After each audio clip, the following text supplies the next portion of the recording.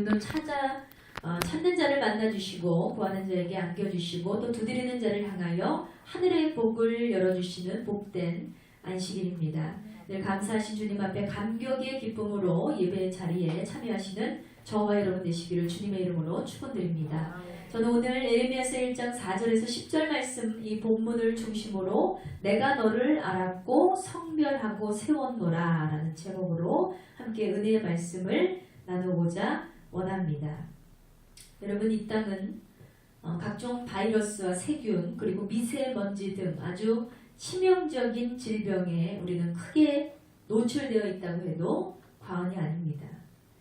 우리나라는 보면 안전불감증에 굉장히 많이 사로잡혀 있어요. 공기가 굉장히 안 좋다, 미세먼지다 라고 하지만 사람들은 그냥 다녀요. 저도 물론 그냥 다닐 때가 많습니다.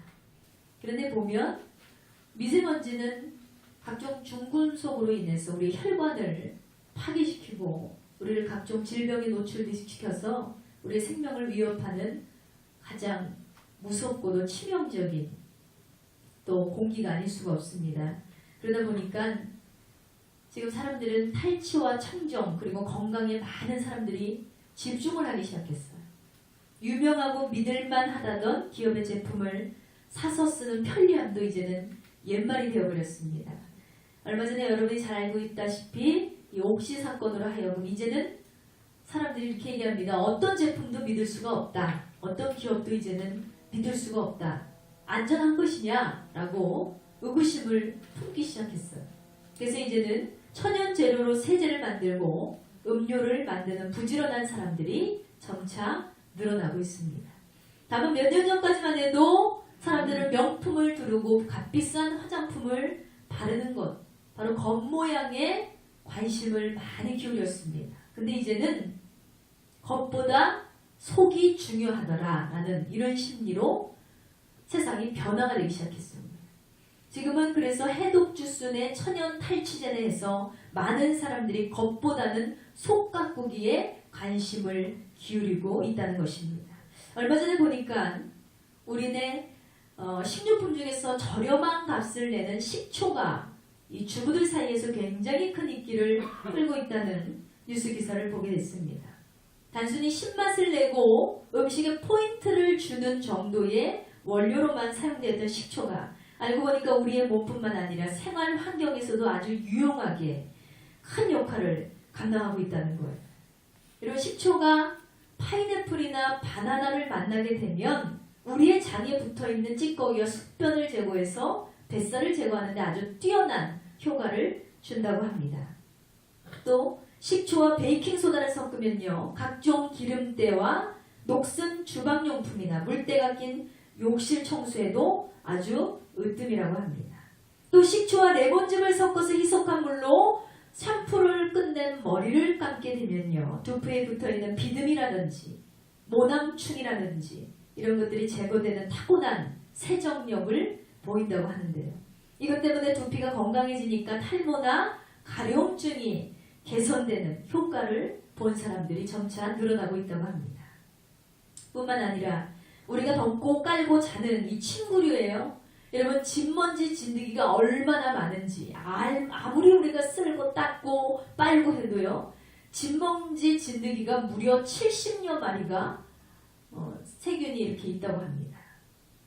우리가 눈에 잘 보이지 않으니까 그 진드기하고 같이 사는 걸 잘 모르는 거예요.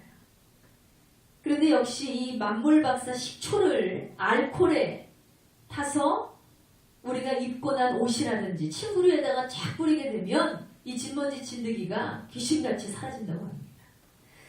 이 반면에 놀라운 효과를 보이니 식초는 우리의 인체나 생활에 없어서는 안 돼. 마치 만물의 명작처럼 느껴지기 시작한다는 것입니다. 여러분, 제가 이렇게 식초의 효능에 대해서 여러분에게 말씀드리는 이유는요, 그저 신맛을 내고 단순하고 평범한 줄 알았던 1,000원짜리 식초가요, 무엇을 만나고 어떻게 사용되느냐에 따라서 뛰어난 능력을 발휘했다는 거예요. 여러분, 이쯤 되면 제가 무슨 말씀을 드릴지 아실 거예요. 여러분, 그저 평범한 줄 알았던 내가 예수님을 만났어요. 그냥 부족하고 연약하고 보잘것없던 내 인생이 예수님을 만났어요. 그런데 내가 변화가 되더라는 거예요. 아무것도 할 줄 몰랐던 내가 예수님을 만나니까 능력이 따라오더라는 것입니다. 하나님 앞에 사람들은 나를 쓸 곳이 없다고, 무식하다고, 멍청하다고 얘기할지 몰라도 하나님을 만났더니 예수님께서는 나를 가장 의로운 쪽으로 이끌어주시고 나를 가장 거룩한 길로 인도하시더라는 것입니다. 여러분, 이것이 무엇입니까? 바로 무엇을 만났느냐, 누구를 만났느냐, 어떻게 쓰임을 받았느냐. 우리가 스스로 알지 못했던, 또 깨닫지도 못했던 능력과 은사로 하여금 가장 위대하고 큰 한 사람으로 우리를 성장시키는 분이 바로 우리 구주 예수님임을 믿으시기 바랍니다. 그런데 여러분, 식초의 효능에 대해서 제가 장황하게 말씀을 드렸더니 식초가 엄청 좋구나 해가지고 마치 물을 마시든지 식초를 벌컥벌컥 마시면 어떻게 돼요? 온 장기가 다 타버리겠죠. 식초의 효능에 대해서 막 끝내주게 말씀을 들었더니 온 집안에다 식초를 잔뜩 뿌려요. 그러면 숨을 쉴 수조차 없을 것입니다. 뭐든지 여러분, 용량이라는 게 있어요.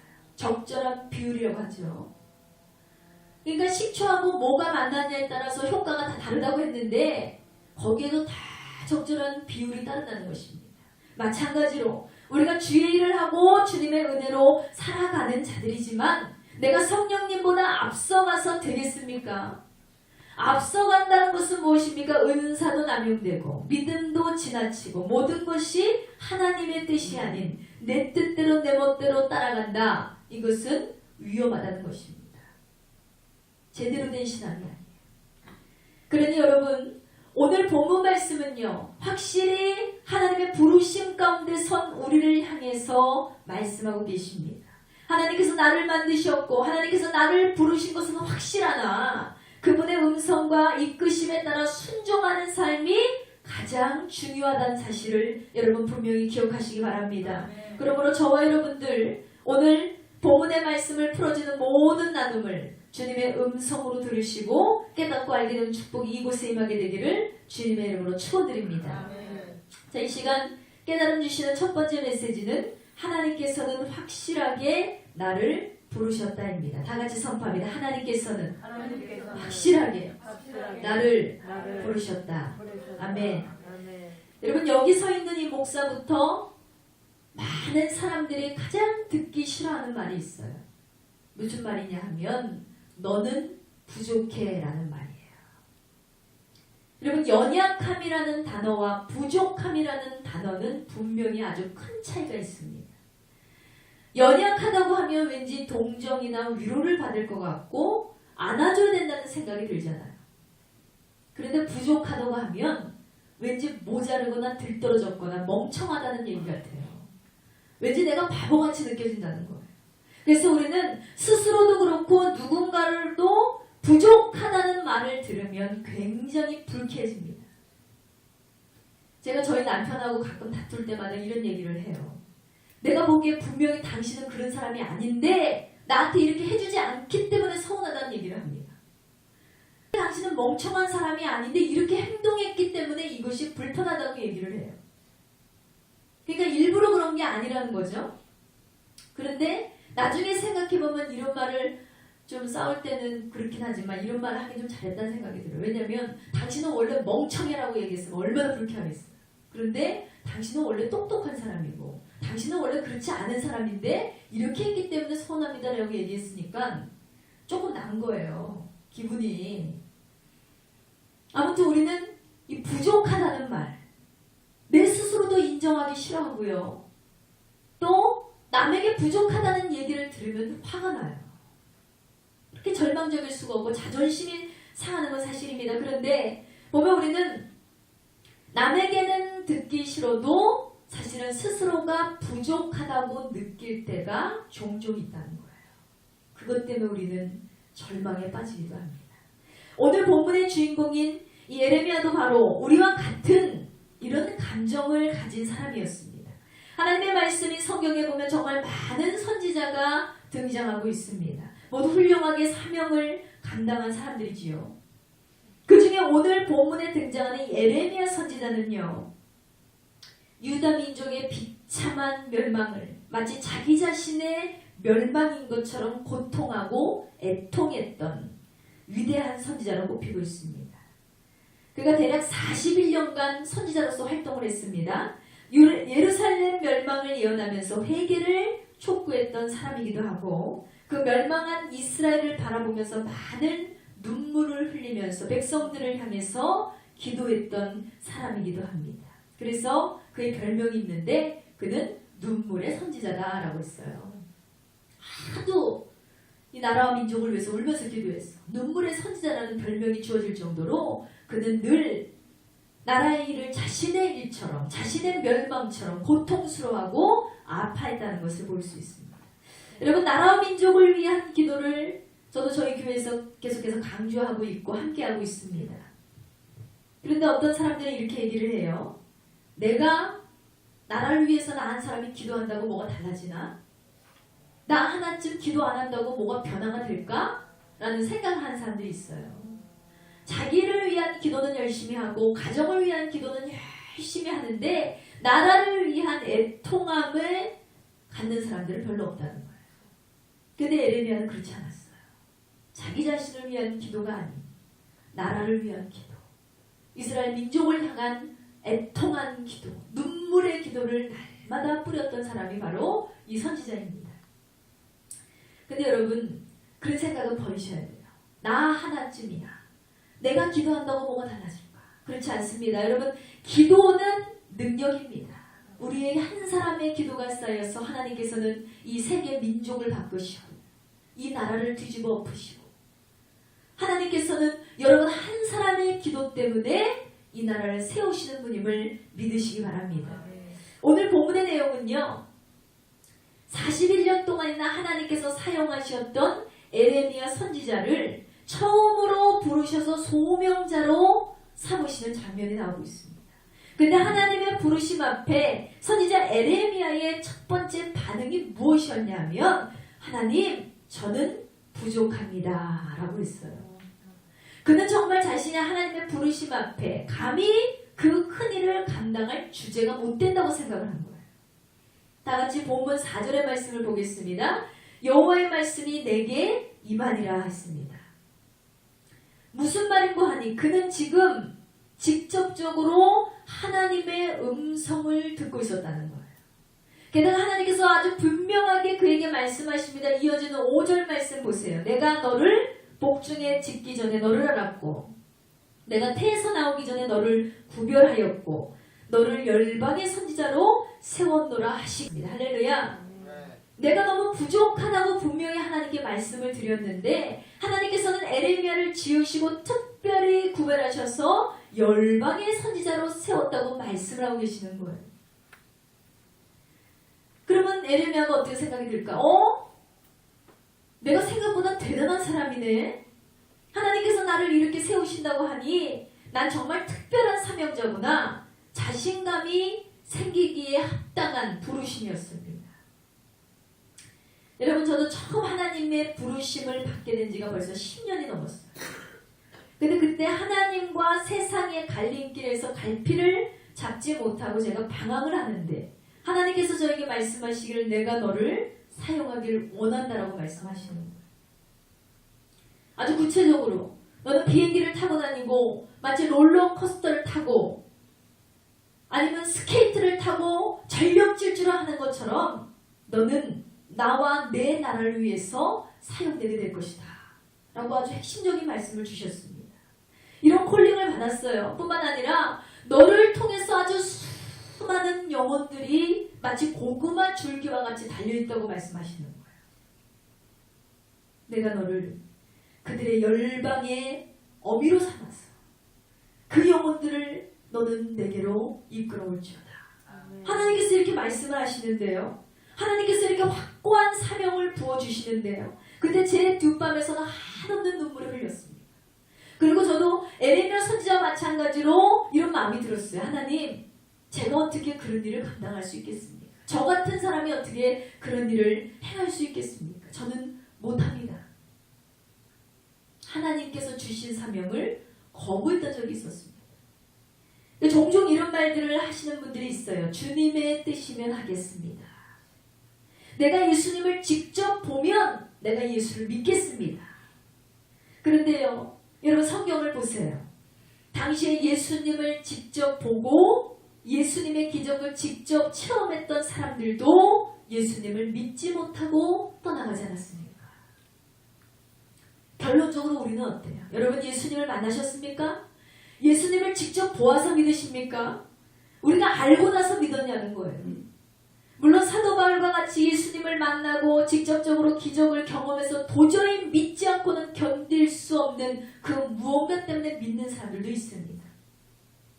그런데 대부분의 많은 영혼들이 언제인지 모르게 내 마음에 하나님을 향한, 예수님을 향한 믿음이 들어왔다는 거예요.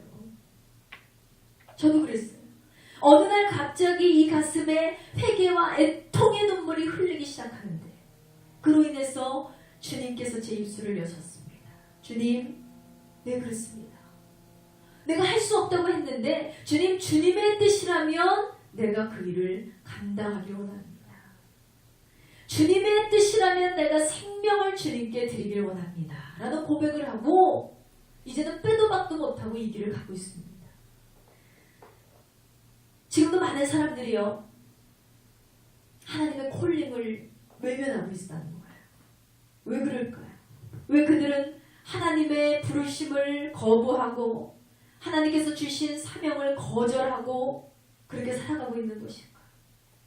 바로 여러분 속에 있는 부족감, 열등감, 그것이 바로 지금 부르시는 하나님 앞에서도 거부하게 만드는 힘이 있다는 사실입니다. 여러분, 이 부족감과 열등감이 우리의 인생을 얼마나 쓰게 만드는지 여러분 잘 깨달으셔야 돼요. 바로 에레미야의 반응이 여러분의 반응이 아닌가 생각해 보셔야 됩니다. 6절의 말씀입니다. 내가 가로되 슬프도소이다. 주 여호와여 보소서. 나는 아이라 말할 줄을 알지 못하나이다 했어요. 여러분, 어느 때 자신이 부족하다고 느끼십니까? 저는 한계에 다다랐을 때 스스로 부족함을 느낀다고 생각을 합니다.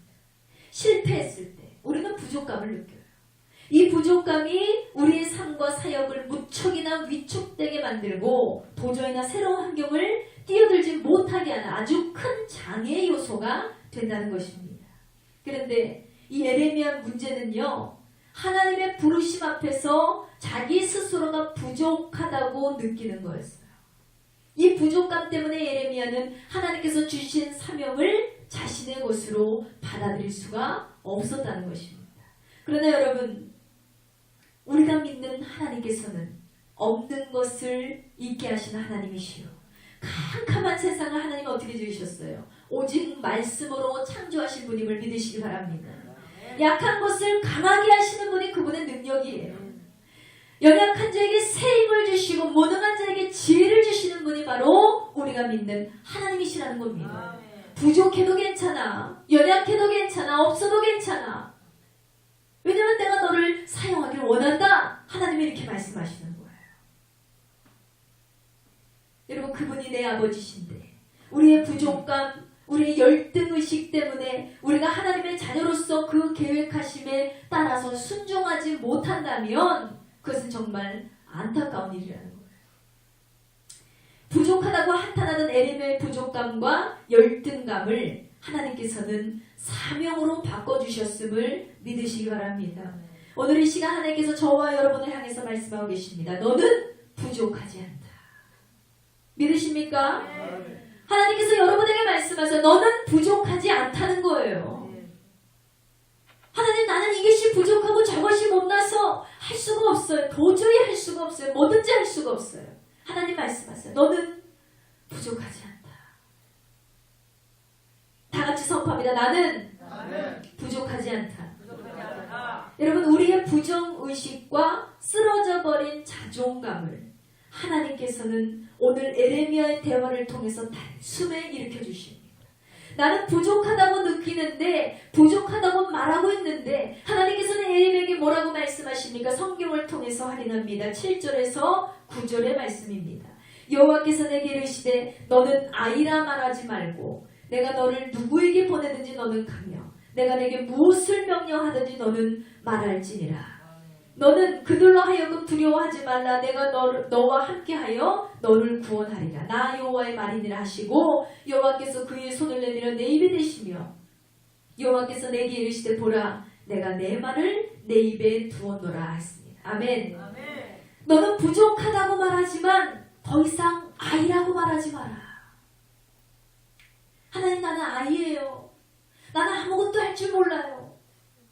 근데 하나님께서는 너는 아이라고 말하지 마라 라고 말씀하세요. 여러분 그렇습니다. 에레미야가 자신을 볼 때 자신의 한계와 모습을 볼 때 당연히 이런 부족한 모습이 보이지 않겠습니까? 우리가 아무리 기도해도 응답이 없어요. 내가 원하는 축복이 없을 때 제일 먼저 드는 생각이 뭐예요? 그거 봐라. 나는 부족해. 내가 이 모양이니까 하나님 기도도 안 들어주시네. 응답도 없고 내 환경이 욕골이니까 나아질 턱이 없지. 우리는 끊임없이 나의 부족함을 호소하고 있다는 것입니다. 부족하다, 부족하다, 부족하다. 자꾸 내가 부족하다고 하니까 내 마음에 드는 게 뭐예요? 주눅만 드는 거예요. 자꾸 위축되고 주눅 들고 남하고 비교하고 나는 못난 것 같고 어리석은 것 같고 내가 미련한 것 같고 나만 이런 것 같고 여러분 이런 부족감이 여러분의 마음을 짓누르고 여러분의 믿음을 짓누르고 하나님이 주신 사명조차 감당하지 못하도록 억누르고 있다는 것입니다. 근데 여러분 오늘 이걸 깨달으셔야 돼요. 에레미야가 보지 못한 것이 있더라는 거예요. 바로 자신을 향한 하나님의 계획과 관심이었습니다. 여러분 이 시간 여러분이 보지 못한 것이 있습니다. 바로 여러분이 부족하다고 느끼는 순간에도 하나님께서는 여러분을 향해서 계획하시고 여러분에게 은혜를 더하여 주시길 원하신다는 것입니다. 하나님은 여러분에게 관심이 많으세요. 오늘 본문에 보니까 에레미야가 이 땅에 나오기 전부터 하나님은 어떻다 하셨어요? 예레미야를 아셨다고 했어요. 그의 존재의 시작부터 우연이 된 것이 아니라 하나님의 계획 가운데 있었음을 믿으시기 바랍니다. 여러분 내가 어쩌다 태어난 인생이 아니라 우연치 않게 예수를 믿게 된 것이 아니라 어쩌다 보니 교회에 앉아서 박수치고 앉아있는 게 아니에요. 어쩌다 보니 내가 예수를 믿어서 아멘하고 있는 것이 아닙니다. 이 모든 것이 하나님의 계획함이었다는 사실입니다. 그런데 에레미야가 이것을 깨닫지는 못해요. 하나님께서는 더 이상 내가 무엇을 할 수 없다고 말하지 마라 라고 말씀하십니다. 사랑하는 여러분, 여러분을 지으신 이를 기억하시기 바랍니다. 그분은 능치 못함이 없으시고 그분은 이 땅의 주관자시며 그분은 행하시는 여호와 하나님이시라는 것입니다. 그분의 계획하심에 여러분의 삶이 포함되어 있어요. 그분의 증거하심에 여러분이 증인으로 쓰임받게 되기를 주의 이름으로 축원드립니다. 하나님의 증인이 되시는 거예요. 내가 이렇게 부족하였지만 하나님은 나를 사용하셨다. 내가 이렇게 연약하였지만 하나님은 나를 강하게 들어 사용하셨다. 여러분 간증하셔야 됩니다.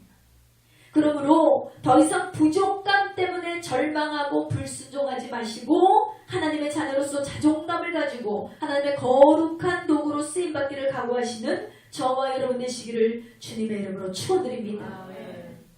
자, 이 시간 깨달음 주시는 두 번째 메시지는요. 주신 사명은 하나님의 계획 안에 있다입니다. 다 같이 선포합니다. 주신 사명은 하나님의 계획 안에 있다. 아멘. 여러분이 지금 해야 하는 일 누구에게나 사명이 있다는 거예요. 그런데 이 일이 우연히 여러분에게 주어졌다고 생각을 하니까 자기 마음대로 거부를 해버려요. 해도 되고 안 해도 되고 그런데 내가 싫으니까 부담스러우니까 막 쳐버리는 거예요. 하나님의 사명을. 그런데 여러분이 그 남감해하는 그 일 바로 하나님께서 계획하고 계시며 그 일 때문에 여러분을 자녀로 부르셨다는 사실을 생각해 보신 적이 있습니까? 이것 때문에 하나님이 나를 태어나게 하셨고 이것 때문에 하나님께서 나를 자녀로 세우셨다. 여러분 이런 생각해 본 적 있으세요? 혹은 그 일에 대해서 내가 순종을 해야 되는데 순종하지 못해서 하나님이 계획하심에 차질이 생겨버렸어요. 진행을 하실 수가 없는 거예요. 내 인생을. 그것 때문에 여러분의 축복이 막혀있다는 생각을 해본 적 있으십니까? 여러분의 응답이 막힌 이유가 바로 하나님 앞에 순종으로 그의 사명을 감당하지 못했기 때문이라는 생각을 여러분 해보신 적이 있으십니까? 사랑하는 여러분, 그 부르심이 하나님의 뜻이라면, 하나님의 계획이라면 분명한 것은 그 일을 행한 후에 하나님의 축복은 이루 말할 수 없는 은혜로 주어지게 된다는 것입니다. 하나님의 은혜는요, 말로 형용할 수 없는 기적으로 다가온다는 사실을 분명히 믿으시기 바랍니다. 여러분, 하나님께서는요, 에레미야에 대한 청사진을 이렇게 갖고 계셨어요. 예레미야 스스로에게는 굉장히 갑작스러운 일이에요. 하나님이 갑자기 나를 부르시네. 하나님이 갑자기 나에게 사명을 감당하라고 하시네. 그러니까 굉장히 갑작스럽고 부담스러웠지만 하나님의 입장에서는 하나님은 이미 우리를 향한 계획을 갖고 계실 뿐만 아니라 우리를 아주 잘 아시는 분이라는 거예요. 괜히 그렇게 쓰시고 괜히 부르시는 분이 하나님이 아니십니다. 여러분, 괜히 하나님께서 여러분을 택하신 게 아니에요. 그것이 저와 여러분에게 가장 큰 유익이기 때문에 하나님께서 그렇게 우리를 부르셨음을 믿으시기 바랍니다. 예레미야는요, 뜻하지 않아 하나님의 계획하심과 부르심을 듣고 심히 두려웠다고 했어요. 우리가 해보지 않은 일을 하게 되고 가보지 않은 길을 가게 될 때 어떤 마음이 들어요? 걱정부터 들어요. 헤매는 거 아니야? 잘못하는 거 아니야? 내가 못하게 되면 어떡하지? 이런 생각이 들잖아요. 두려움과 걱정이 우리를 찾아옵니다. 마찬가지로 하나님의 사람으로 훈련을 받고 쓰임을 받는데도 두려움과 걱정이 찾아올 수 있다는 것입니다. 그러나 그 두려움과 걱정 혹은 부족함 때문에 내게 주어진 사명을 감당하지 못하는 것만큼 더 큰 문제는 없다는 것입니다. 해야 할 일을 완수하지 못하면 여러분, 하나님의 계획이 어긋나게 되겠죠. 그러면 하나님의 계획이 어긋나게 되므로 그 뒤에 절차를 하나님이 진행을 하실 수가 없다는 거예요. 그러니까 우리 인생이 막히는 거죠. 그러니 바로 그 순간 하나님은 에레미야에게 말씀을 하셨습니다. 우리 8절의 말씀을 다 같이 보겠습니다. 성경 우리 본문의 8절의 말씀입니다. 너는 그들로 하여금 두려워하지 말라. 내가 너와 함께하여 너를 구원하리라. 나 여호와의 말이니라 하시고 있어요. 에레미야가 생각하기에 내가 지도자로 설 수 있을까? 내가 거기에 있으면 나는 말도 잘 못하는데 내가 그들을 지도하고 인도할 수 있을까? 너무 두려운 거예요. 근데 하나님께서는 그들로 인하여, 그 환경으로 인하여, 그 어려움으로 인하여 너는 두려워하지 말라. 내가 너와 함께하리라. 할렐루야. 예수님께서도 이 땅에서 공생애를 마치시고 부활 승천하실 때 우리에게 주신 약속이 계십니다. 마태복음 28장 20절에 보면 내가 세상 끝날까지 너희와 항상 함께 있으리라 하셨습니다. 할렐루야.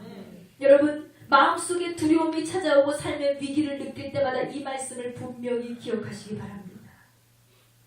내가 세상 끝날까지 항상, 어쩌다 한 번이 아니라 한 달에 한 번이 아니라 하나님은 항상 내가 너와 함께하기를 원한다고 말씀하셨어요.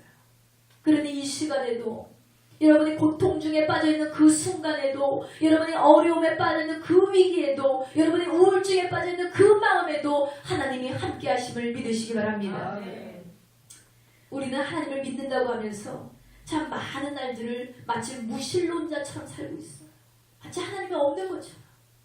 하나님, 내가 외로워요. 하나님, 내가 괴롭습니다. 하나님, 내가 억울합니다. 하나님, 내가 분통합니다. 하나님, 내가 슬픕니다. 왜요? 하나님이 함께 하시는데.